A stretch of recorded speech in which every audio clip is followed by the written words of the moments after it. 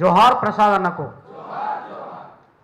సభాధ్యక్షులు జయరాజ్ అన్న మరియు ప్రణయ్ హత్య కేసులో విజయాన్ని సాధించినటువంటి దర్శనం నరసింహ సారు మరియు బాధిత పరువు హత్యలకు గురైనటువంటి బాధిత కుటుంబాలు, వేదిక పొందినటువంటి బాధిత కుటుంబాలు మరియు ప్రసాదన్న సంస్మరణ సభలో పాల్గొనడానికి వచ్చిన మీ అందరికీ నా యొక్క విప్లవాభినందనలు. వాస్తవంగా నేను ప్రణయ్ వాళ్ళ తండ్రి బాలస్వామి, మాది మిర్యాలగూడ, చాలామందికి తెలిసి ఉండొచ్చు. అయితే ఇంతకుముందు అన్న మాట్లాడినప్పుడు బాలస్వామి కొన్ని విషయాలు చెప్పాలని, తర్వాత ఇంతకుముందు అడ్వకేట్ సార్ మాట్లాడిన విషయాలను బట్టి కొన్ని విషయాలను, వాస్తవాలను ఇక్కడ మీ ముందు పంచుకోవటానికి కొంచెం ఫ్రీగా నేను టైం అడుగుతున్నాను సభాధ్యక్షుల వారిని. ఎందుకంటే మొదటి నుంచి అసలు వాస్తవంగా ఏం జరిగిందనేది చాలా సందర్భాల్లో చెప్పుకుంటూ వచ్చాను. ఈ సందర్భంలో కూడా వివరించాలంటే ఉద్దేశంతోనే ఈరోజు నేను ఎల్ఐసిలో ఎంప్లాయీని అయినా కానీ సార్ నాకు మెసేజ్ పెట్టగానే, ఫోన్ చేయగానే లాస్ట్ ఇయర్ కూడా రాలేకపోయానన్నా, ఈసారి కంపల్సరీ వస్తానని చెప్పి లేట్ అయిద్దేమని నిన్ననే వచ్చాను. మా కోడల దగ్గర ఉన్నాము. నిన్న వచ్చి ఈరోజు 10 అంటే 10కే ఉన్నాను నేను ఇక్కడ. ఎవరు లేరు, ఒక అన్న ఉన్నాడు. 10కే ఇక్కడ ఉన్నాను.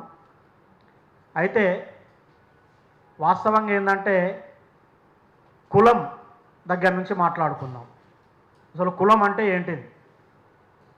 కులం అంటే దాదాపు ఒక 100 సంవత్సరాల కింద ఒక స్వార్థపరుడు మను అనేటటువంటి వాడు పుట్టించినటువంటిది కులం.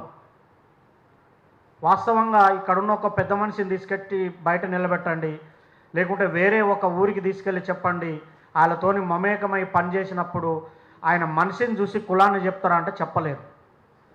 అది అంటే మనిషిని చూసి కులం లేదు.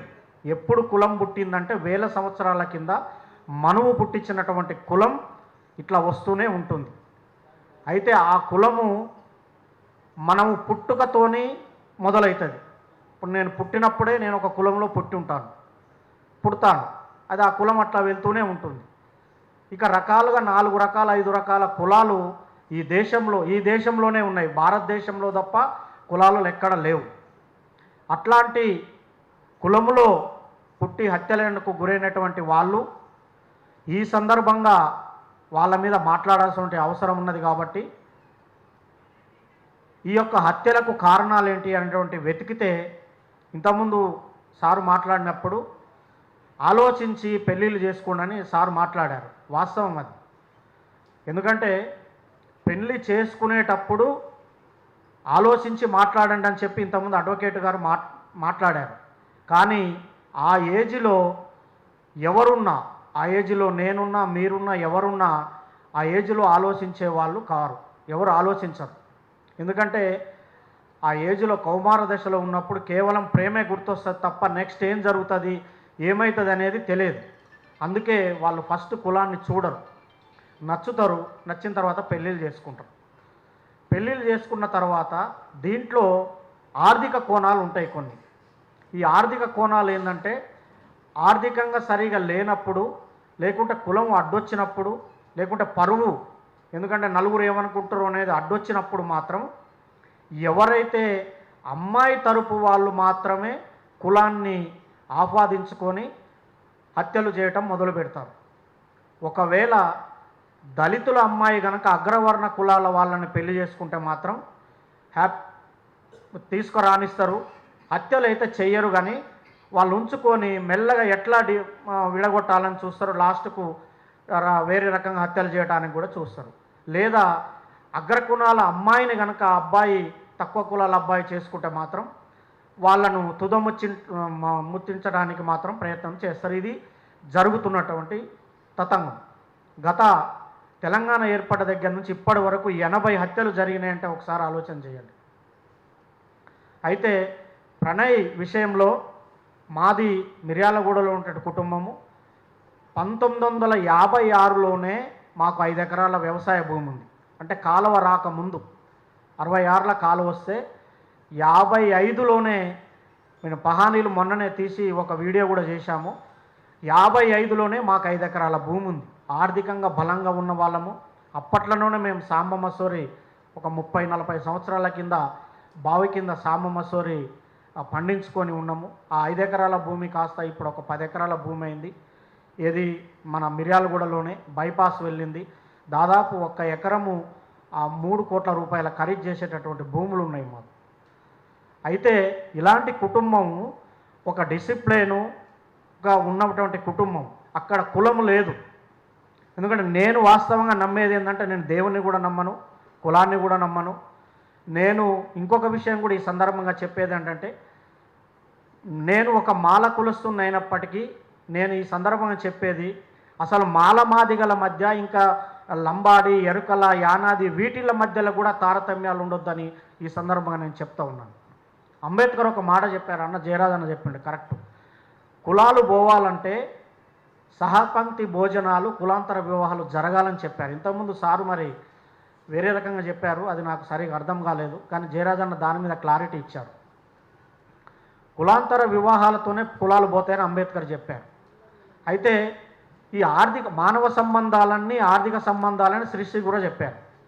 అయితే ఈ క్రమంలో మాది అయిన మంచి కుటుంబం అయినప్పటికీ మేము 5గురు అన్నదమ్ములము, మేము అందరం చదువుకున్నాము.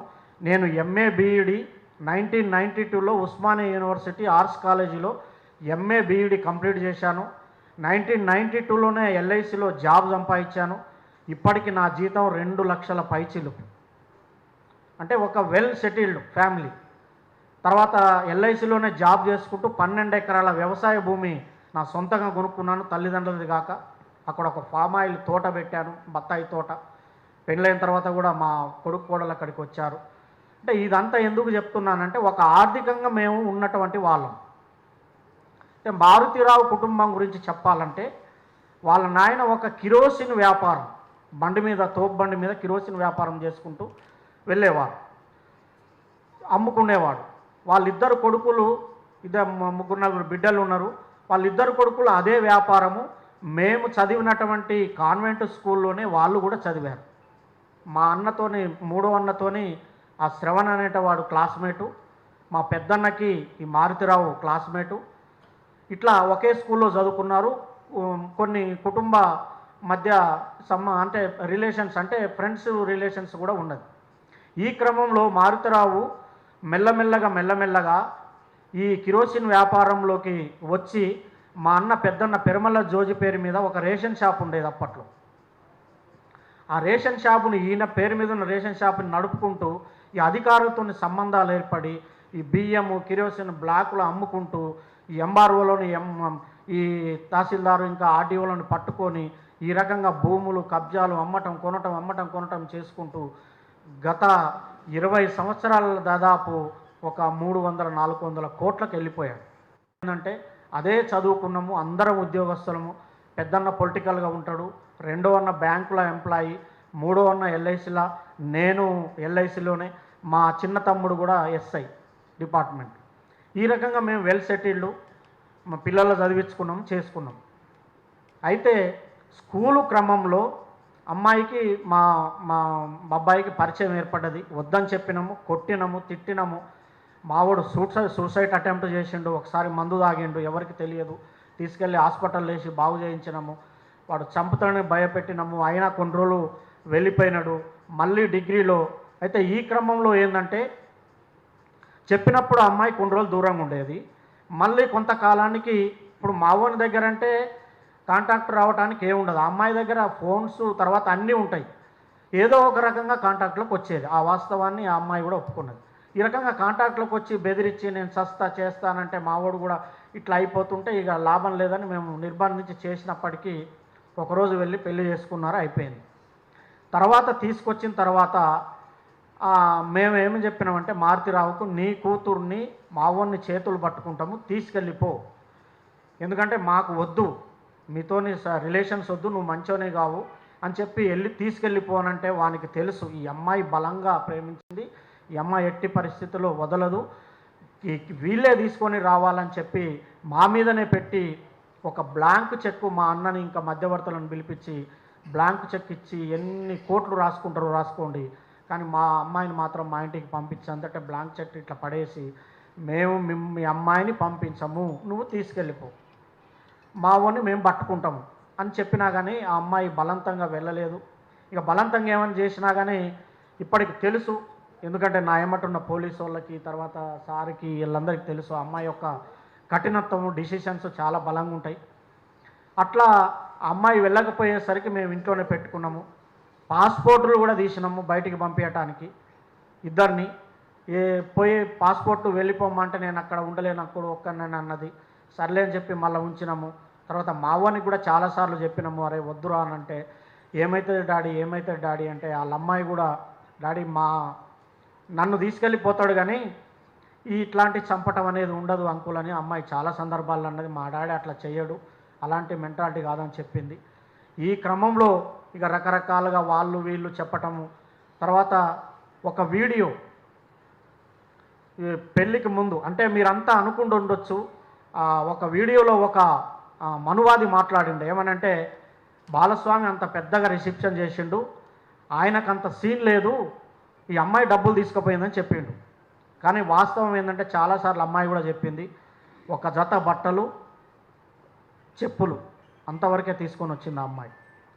చైన్, బ్రాస్లైట్ ఉండే, చైన్ ఉండే, రింగు, ఈ 3 వస్తువులు తీసుకొని వచ్చింది.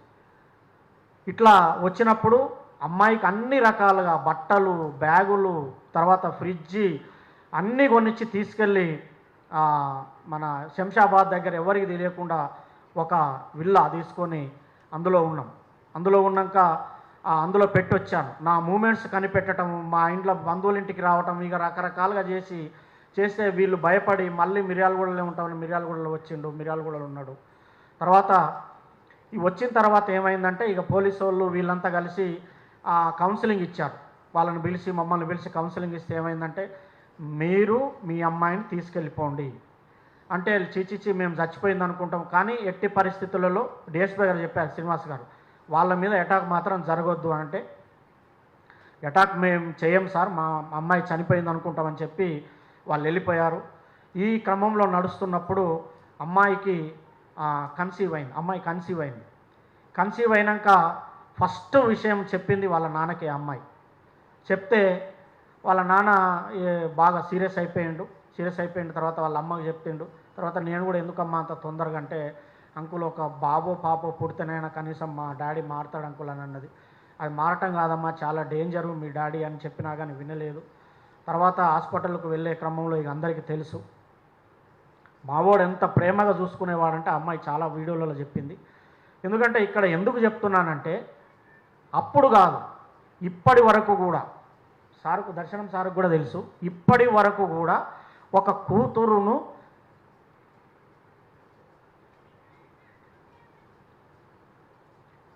ఎలా చూసుకుంటారో అట్లా చూసుకున్నాను నేను. ఇప్పటికీ ఈరోజు కూడా వాళ్ళ ఇంట్లోనే పండుకున్నాను నేను.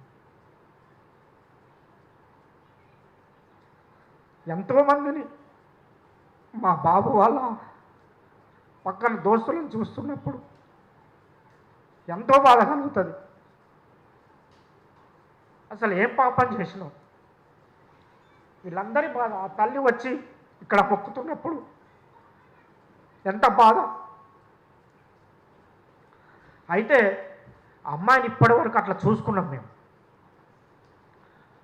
మా బాబు విషయంలో చాలాసార్లు చెప్పాను నేను, అరే వాడు చంపేస్తారంటే వాడు ఒకటే ఒక మాట అన్నాడు, డాడీ ఒకవేళ నన్ను చంపినా నాకేమన్నా అయినా ఆ అమ్మాయి మాత్రం పోదు డాడీ, ఇక్కడే ఉంటుంది, మన ఇంట్లోనే జాగ్రత్తగా చూసుకోమని అన్నారు. అంటే చాలా ఉన్నాయి చెప్పటానికి, ఎట్లా చూసుకున్నాము ఏందనేది. ఇట్లా ఈ రకంగా మేము ఎందుకు చెప్తున్నానంటే ఇది ఒక కుటుంబం, ఒక కులము తక్కువ అని చెప్తున్నారు కాబట్టి గుణం నేను చెప్తున్నాను. నా గుణం ఏందో ఇక్కడ సమాజం చూసింది. ఇప్పటి వరకు కూడా ఎన్ని ప్రలోభాలకు పెట్టినా, నిన్న మొన్న కూడా హైకోర్టులో వాదించేటప్పుడు కూడా ఇంటికి మనుషులు వచ్చారు, ఇంత ఇస్తాం అంత ఇస్తాం ఇన్ని కోట్లు ఇస్తామని చెప్పి. అయినా కానీ ఎప్పుడు ఇప్పటి వరకు కూడా నేను ఎలాంటి ప్రలోభాలకు లొంగలేదు. చాలామంది అన్నారు ఏంటంటే, ఇప్పుడు ఆ అమ్మాయి బాబు ఉన్నాడు కదా మనవనికి ఇస్తా అంటుండ్రు, ఇప్పుడు నీది ఇచ్చేది కాకుండా అది వచ్చేది ఎందుకు పోగొడతావు, తర్వాత ఏమవుతుందో పరిస్థితి అన్నప్పుడు కూడా నేను ఎట్టి పరిస్థితుల్లో ప్రలోభాలకు లొంగలేదు. ఎందుకంటే నాకున్న దాంట్లోనే ప్లాట్లమ్మి అవన్నీ రిసెప్షన్ చేశాను. అయితే ఇంకొక సందర్భం కూడా ఒక మాట చెప్తాను నేను. వాళ్ళమ్మతోని కూడా అమ్మాయి అంకుల్ ఇట్లా వాళ్ళమ్మ చనిపోయి మారుతరావు ఎట్లా చనిపోయిండో మీ అందరికీ తెలుసు. ఎందుకంటే ఇంకొక విషయం చెప్తాను మీకు. మారుతరావు ఏం చేసిండంటే జైల్లో ఉన్నప్పుడు జైల్లో ఆ శిక్ష అనుభవిస్తున్నప్పుడు ఒక వీడియో జైలు నుంచి వచ్చి జైల్లో ఫోన్తోనే ల్యాండ్ ఫోన్తోనే మాట్లాడాలి. ఇండివిజువల్గా ఒక్కటే ఫోన్కి అవకాశం ఉంటుంది. వాళ్ళ భార్య ఫోన్ ల్యాండ్ ఫోన్ నుంచి వాళ్ళ భార్యకు ఫోన్ చేసి రికార్డింగ్ చేసి ఆ రికార్డింగ్ నాకు పంపిరు. ఇప్పటికి నా రికార్డింగ్ నా దగ్గర ఉన్నది. సార్కి కూడా వినిపించింది. నేను చెప్పాలి ఈ సందర్భంగా. నేను ఏమనంటే, బాలస్వామి బావగారు నాది తప్పైపోయింది, నీ కాళ్ళు పట్టుకుంటా, నీ కాళ్ళు మొక్కుతా, తప్పు జరిగింది, నేను అట్లా చూసి రమ్మన్నా కానీ వాడు చంపి రమ్మని ఏదో గుంజుక రమ్మన్నా కానీ చంపరమని అనలేదు, నీ ఇంత మంచోళ్ళు అనుకోలేదు అని చెప్పి ఒక 10 నిమిషాల వీడియో నాకు పంపిండు. తర్వాత ఒక ఇంతలావు లెటర్స్ రాసిండు, నాది తప్పైపోయింది, ఇంత మంచి ఫ్యామిలీ అనుకోలేదు, నాకు వేరే రకంగా చెప్పారు మీ గురించి, ఇట్లా చెప్పిరని అన్నారు. నిన్న మొన్న కూడా వాళ్ళ అమ్మ ఏమన్నా తెలుసా, అసలు మీకు చేతులెక్కి మొక్కాలండి అన్నది. ఇప్పుడే మాట్లాడింది నాతో. ఇప్పుడే ఫోన్ వస్తే బయటికి వెళ్ళి అక్క వచ్చినప్పుడు ఆమెతోనే మాట్లాడుతున్నాను నేను. అంటే ఎందుకు చెప్తున్నానంటే, ఇక్కడ కులం ముఖ్యం కాదు, గుణం, క్యారెక్టర్ ఈజ్ వెరీ ఇంపార్టెంట్. తర్వాత డబ్బులు కూడా ముఖ్యం కాదు. నేను కష్టాన్ని నమ్ముతా. ఎందుకంటే ఎల్ఐసిలో నేను ఒక ఉమ్మడి జిల్లా యూనియన్కు ప్రెసిడెంట్ని, తర్వాత 3 రాష్ట్రాలు Karnataka, AP, Telangana zonal committee మెంబర్ని. ఏం చెప్తున్నంటే, మానవ సంబంధాలు, శ్రమ, ఉత్పత్తి 3 విషయాలు చెప్తాను. శ్రమ చేయాలి, ఉత్పత్తి తీయాలి, మానవ సంబంధాలు చేయాలి. దాన్ని నమ్ముతాను నేను. అందుకే నేను ఏం చేశానంటే, పొలం కొనుక్కున్నాను, మా ఉన్నటువంటి ల్యాండ్లో డైరీ ఫామ్ పెట్టాను, ఒక పాలు అమ్మటం, ఇట్లా ఒక యావగేషన్ పెంచుకుంటూ వెళ్ళాను. ఇట్లా చేస్తున్నప్పుడు వాళ్ళ కుటుంబం, ఎందుకు చెప్తున్నంటే, వాళ్ళ కుటుంబం, వాళ్ళ అమ్మ ఉంది కదా ఇప్పుడు చనిపోయిన తర్వాత నేను అమ్మాయి నేను వెళ్ళను అన్నది. చనిపోయినప్పుడు నేను వెళ్ళను అంకుల్, వాడు దుర్మార్గుడు అని అప్పటికి కూడా అన్నది. అంటే నేను వద్దమ్మా, వెళ్ళు, పోయి అమ్మాయి దగ్గరికి వెళ్ళు, మీ డాడీ దగ్గరికి వెళ్ళని పంపిస్తే వాళ్ళు ఇక గొడవ చేశారు, రానియలేదు అమ్మాయిని. అప్పటి నుంచి ఇప్పటి వరకు నా దగ్గర ఉన్నది. వాళ్ళ అమ్మ దగ్గరికి వెళ్ళాలా వద్దా అంటే, చనిపోయిన తర్వాత వాళ్ళమ్మ రాయబారాలు పంపింది, రావాలా వద్దా అంటే వెళ్ళమ్మని మేమే చెప్పినాం. ఎందుకంటే మేమెంత చూసుకున్నా ఇంకో తల్లి ప్రేమ ఉండాలని, ఆ తల్లితోని వస్తుంది పోతుంది. ఇంకా కొంచెం మేము అంటే వాళ్ళ అమ్మ వస్తుంది కాబట్టి కొంచెం, అంటే ఎక్కువ కాదు, రిలేషన్స్ కొంచెం అమ్మకు ఆమె దగ్గర అయిపోయింది. అయితే ఆమె ఒక సందర్భంగా అన్నది, ఇట్లా అనుకోలేదండి, మీకు చేతులు ఎత్తి మొక్కొచ్చు అని అన్నది. ఎంత ఓపిక అంటే, అసలు నా ఎమ్మటి ఉన్నోళ్ళు చాలామంది అంటారు, టన్నుల కొద్ది ఓపిక ఉందండి మీకని. ఇదొక భాగం. ఇలా జరిగింది కామ్రేడ్స్, మన ఫ్రెండ్స్. వాస్తవంగా ఇంకొక విషయం చెప్పాలంటే, ప్రలోభాలకు వచ్చినా ఎన్ని చేసినా కానీ ఇవాళ దేశంలో బ్రహ్మాండమైనటువంటి తీర్పు వచ్చింది ప్రణయ్ కేసు విషయంలో. నేనిన్నది అట్రాసిటీ కేసులలో. దానికి ముఖ్య కారకులు ఎవరు అంటే మేం కాదు, దర్శనం నరసింహ సార్. దానికి కథ, కర్మ, క్రియ, సూత్రధారి మొత్తం సారే. ఫస్ట్లో సార్ వచ్చి నా దగ్గరికి వచ్చారు, వచ్చి ఇట్లా కేసు వాదిస్తాము అని చెప్పారు. చెప్పినాక మళ్ళీ మేము తెలుసుకోవాలి కదా, మళ్ళీ తెలుసుకున్నాం. ఎందుకంటే మాకు ఫస్ట్ నుంచి నేను ఎస్ఎఫ్ఐలో తిరిగాను. ఎస్ఎఫ్ఐ 89లో కాలేజ్ ఎలక్షన్లలో కాంటాక్ట్స్ చేసి గెలిచినటువంటి వ్యక్తిని. కమ్యూనిస్టు భావజాలం ఉన్నది. మా అన్న కొంచెం అన్నలలో తిరిగి, ఆయన అమృతయ్య ఆయన కూడా కొంచెం సంబంధాలు ఉన్నాయి సిఎల్పి వీళ్ళతోని. ఇట్లా మాట్లాడుకుంటూ సార్ గురించి కూడా ఎంక్వైరీ చేశాం. సార్ గురించి ఎంక్వైరీ చేస్తే నయీంకు వ్యతిరేకంగా తిరిగినటువంటి వ్యక్తి అని మాకు బాగా తెలిసింది. అంటే అప్పుడు అర్థమైంది, ఓహో, అంటే గట్టి గుండె, ఎట్టి పరిస్థితుల సారు లొంగరు. ఎందుకంటే అవతల వ్యక్తి చాలా బలమైన వ్యక్తి. మారుతిరావు బతికుండప్పుడు ఎంతైనా ఇవ్వగలుగుతాడు, ఏటైనా కొనగలుగుతాడు. కానీ ఈ కేసు విషయంలో ఎన్ని ప్రలోభాలు వచ్చినా, ఎన్ని బెదిరింపులు వచ్చినా, ఎన్ని ఫోన్ కాల్స్ వచ్చినా, ఒక సందర్భంలో మేము సాక్ష్యం చెప్పి పక్కకు వచ్చేసాం. అంటే ఈ ఈ కుటుంబ భారము, తర్వాత ఈ మనవడు, వీటిళ్ళలో ఆఫీసు ఉద్యోగం, వీటిళ్ళల్లో అసలు అటువైపు కూడా వెళ్ళలేదు. మేము సాక్ష్యం చెప్పి వచ్చేసినాము, ఆర్గ్యుమెంట్స్ అప్పుడు కూడా వెళ్ళలేదు. కానీ మొత్తం మీదేసుకొని, నెత్తినేసుకొని ఇవాళ కేసు గెలిచిందంటే కేవలం మన దర్శనం నరసింహ సార్తోనే గెలిచింది. ఇలాంటి న్యాయవాదులు ఈ సొసైటీకి అవసరం.